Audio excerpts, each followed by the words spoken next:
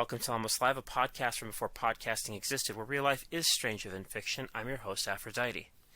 Welcome to episode 10, The Hundo. Thank you for your patience as this episode was delayed in recording and posting.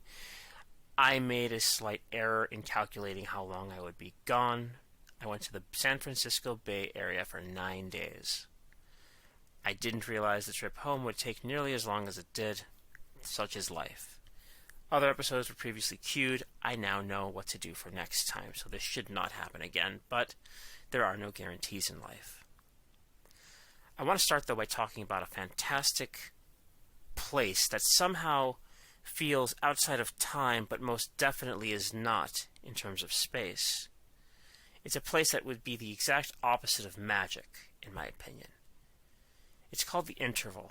It's a bar that's located at Fort Mason in the city of San Francisco proper. A couple things I want to mention. First off, I'm generally speaking a non-drinker. This location does have a significant and well thought out non-alcoholic cocktail menu. The second thing, of course, is that I don't do ads in this. I genuinely like the place. Otherwise, I wouldn't be talking about it the way that I am. I picked up a card from the front door of The Interval, and it describes it as a techno-utopia bar and cafe in San Francisco for those who like to think while they drink, and I can definitely see why someone from the New York Times would say that.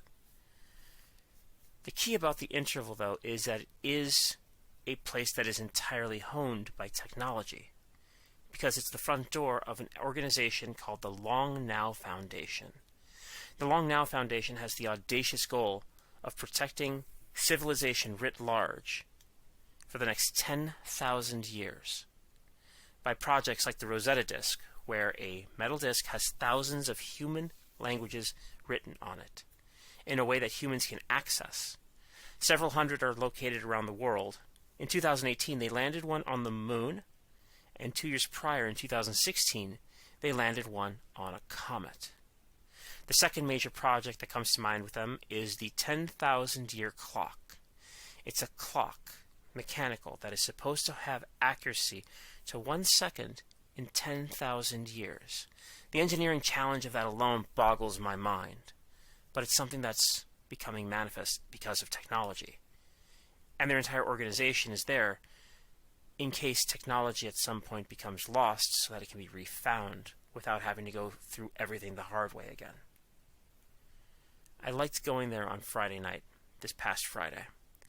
Originally, my plan for this weekend was to try and do Bad Idea Saturday on the road.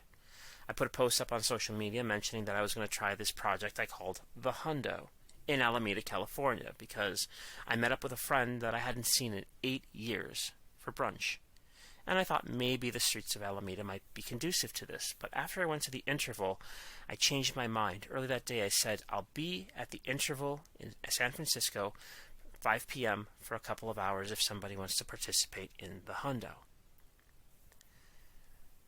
The Hundo itself, I'm not going to go into all of the details of. The first reason is that it still is, technically speaking, a work in progress.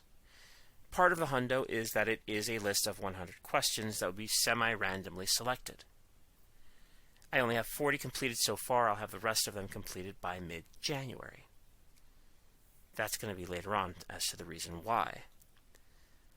But the other aspect of this in the original design was that this was intended to be an unmediated, analog, offline experience.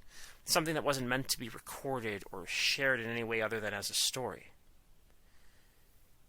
Again, that has shifted slightly. At the bar, I engaged in the Hundo with 4 people. I've done it 6 times total before I've done this podcast in real life. One was virtual. Like I said, originally it was intended to be non-intermediated by technology. It was supposed to be in person. You can see there's a slight shift there. At the bar, I spoke to a person that was in a couple because their date chose not to participate, and one of the bar staff. It was an interesting event for a couple of reasons. First off, the questions themselves, I can't go into that right now because that would give away some of the fun. I will say that every person that I participated in this interchange with, where they would pick a number, I would ask the question as it's written, they would give me their honest answer, and I would give them an answer that was not predetermined. Though that did get a little hard. I don't think about these questions after I've written them, which is a very challenging thing to do. I'm the one that came up with or has compiled the questions. Probably the latter would be more accurate. But I also try very hard not to associate them in my normal day-to-day. Though in fairness, I have found that these questions have been handy in other contexts. For example, I went to a symposium last Thursday, and one of the speakers was inviting questions during an extended Q&A session, as he was very much interested in sharing what he knew. I asked 2 related questions of the Hundo at the table, and not only was the speaker intrigued by these questions, apparently everyone else that heard the questions I asked were fascinated by their nature too. But let's get back to the bar. One thing that struck me was that there was a weird coincidence that happened, which made, like I said, trying to come up with original answers hard.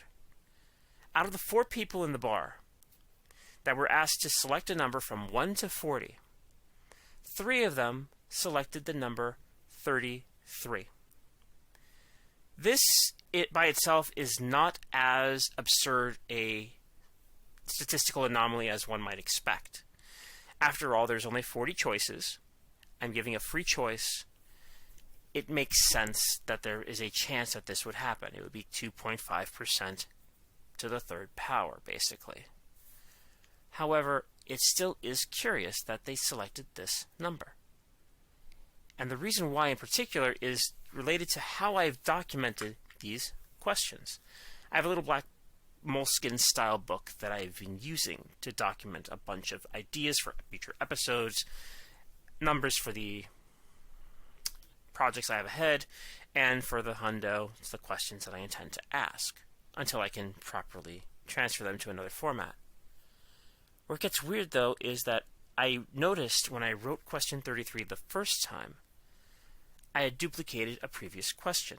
So I struck it out and replaced it with a new one. So unfortunately for me, I had the same question asked 3 times, and it's very difficult in a span of, say, an hour and a half to come up with novel answers that don't fit any changes in my real existence. But as I said, my ideas of this particular piece of, for lack of a better way of describing it, performance art did shift. Last night, that would be Monday, I went through Portland, and at the recommendation of a dear friend, I went to one of the locations of Powell's books. Something else I highly recommend if you're in Portland. A traveling companion with me even joked that the location that we went to enabled her to manage to have the entire Portland experience of getting a local craft beer, a cup of coffee produced by a hip place that wasn't a major chain, and to buy a book at Powell's within the span of 2 city blocks in 15 minutes. I didn't have any idea what books I wanted to get, and I like asking people that might have a better idea what their suggestions would be. So I played the Hundo with 2 of the employees.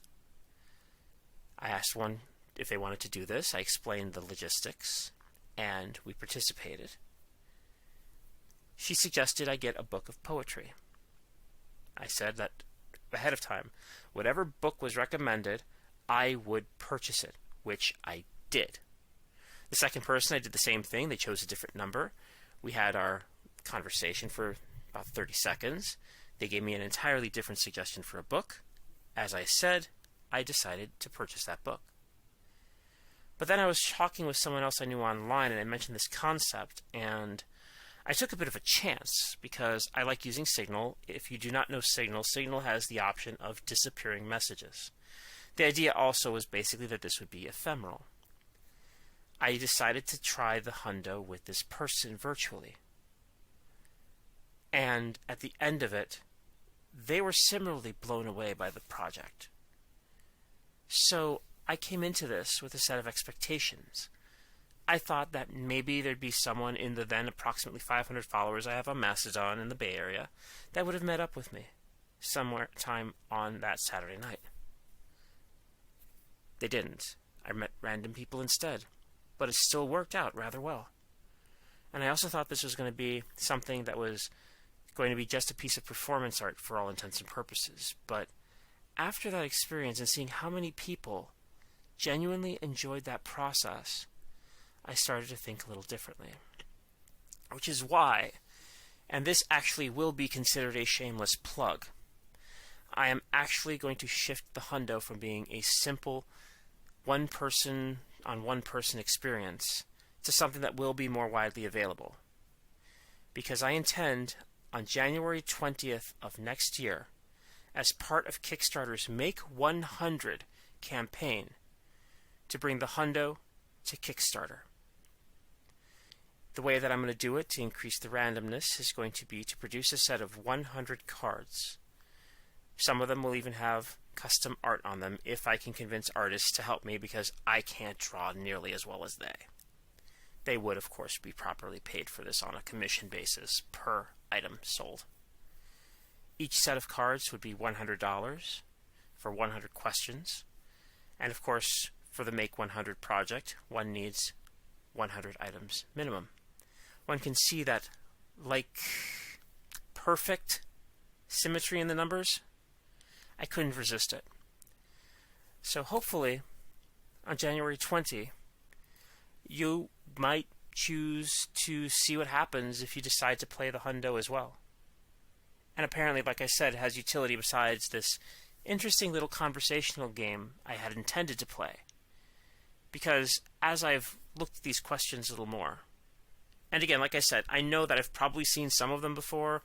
I'm maybe just reframing or rewording or using it in a different context that others hadn't considered. I found utility, like I said, when I was interviewing someone or basically asking a couple questions. And in understanding some fiction, I've tried using the Hundo as a way to understand the motivations of the characters. I'm not good at writing fiction. All the stories that I share, as I may have said previously, are factual as they can be and truthful as they need to be, because I've tried making stories up. I can't do it. But it's interesting to look at other stories through this lens too. Maybe other writers might find a use for it. Who knows? But I intend to put this out there and make this idea that was going to be small and private into something that's a little bit more public. Thank you very much for listening. If you are interested in the Hundo, I will be mentioning this at the end of each podcast episode until the Hundo is done. I want to thank you in advance if you choose to participate in the Hundo this way. It's really going to be an interesting experiment on everyone's part. I hope you have a great rest of your day and a joyous festive season.